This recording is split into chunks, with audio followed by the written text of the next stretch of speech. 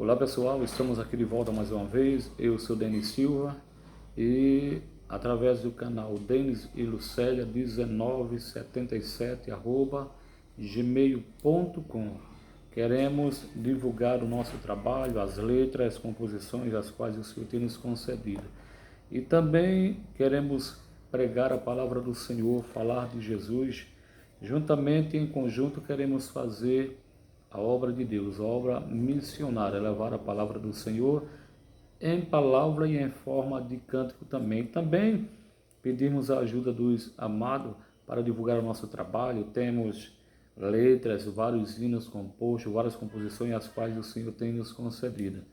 E através desse canal eu quero expor, eu quero apresentar, e se algum dos irmãos que ouvirem e se agradar de alguma dessas composições, entre em contato conosco que nós conversaremos, trataremos do assunto, certo? Desta feita nós iremos agora falar de Jesus, pregar a palavra do Senhor, no livro de 1 Reis, capítulo de número 17, o versículo de número 1 em diante. Diz assim a palavra do Senhor. Então Elias, o tesbita dos moradores de Gileade, disse a Acabe: Tão certo como vive o Senhor Deus de Israel, perante cuja face estou, nem orvalho nem chuva haverá neste ano, segundo a minha palavra. Veio-lhe a palavra do Senhor dizendo: Retira-te daqui, vai para o lado oriental e esconde-te junto à torrente de Quiriate, fronteira ao Jordão. Versos 4 diz assim: Beberás da torrente, e ordenei aos corvos que ali mesmo te sustente. Foi, pois, e fez segundo a palavra do Senhor. Retirou-se e habitou junto à torrente de Querite, fronteira ao Jordão. Os corvos lhe traziam pela manhã pão e carne, como também pão e carne ao anoitecer. E bebia da torrente, mas passado dias a torrente secou, porque não chovia sobre a terra. Versos de número 8 diz assim: Então lhe veio a palavra do Senhor, dizendo: Dispõe-te e vai a Sarepta, que pertence a Sidom, e demora-te ali, onde ordenei a uma mulher viúva que te dê comida. Então ele se levantou e se foi a Sarepta. Chegando à porta da cidade, estava ali uma mulher viúva apanhando lenha.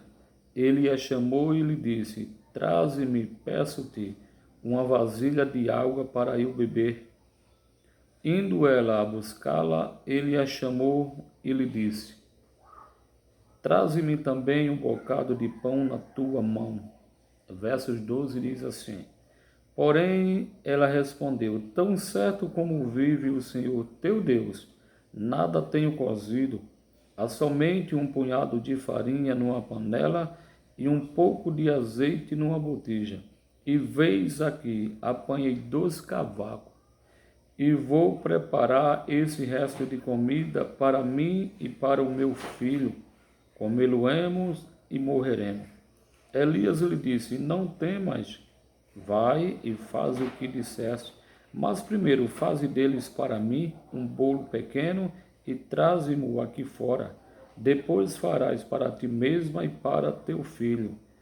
Porque, versos 14, assim diz o Senhor Deus de Israel: a farinha da tua panela não se acabará, e o azeite da tua botija não faltará. Amados irmãos, nesta mensagem, a gente aprendemos, bendito seja o nome do Senhor Jesus, o quão grande é o cuidado do Senhor para com a sua igreja, o quão grande é o cuidado do Senhor para com o seu povo. Veja bem, quando Deus ele dispõe ao profeta Elias ir até o reino do rei Acabe para ali profetizar acerca do que iria acontecer, que não iria chover naquela região por longos dias, a Bíblia manda agora Elias, Deus manda Elias esconder-se por causa da retaliação por parte do rei Acabe. E diz Deus a Elias que ele se esconda e ali ele permaneça até a segunda ordem. Segundo a Bíblia, todos os dias Elias ele era cuidado pelo um corvo que ia levar pela manhã pão e carne, para o mesmo se alimentar. Ao anoitecer, este mesmo corvo, ele levava pão e carne para Elias se alimentar. E segundo a Bíblia, Elias bebia água da torrente, mas ao passar do tempo, a Bíblia diz que essa torrente, essa fonte de água, ela secou até por ocasião da seca, gerada pela própria profecia que o profeta ele tinha mencionado, certo? Só que se a gente analisarmos adiante, próximo a 14 quilômetros, segundo a Bíblia, havia uma mulher, havia uma criança, e esta mesma mulher e essa mesma criança estava ali padecendo. Segundo a história, o marido dessa mulher, ele era um artífice, ele trabalhava com fundições de metais, ou seja, ele era um criador de ferramenta, de armas, né? Até porque ele trabalhava com metais. E esse homem, ele vem a falecer e aquela mulher, ela passa a ficar viúva e aquela criança órfã.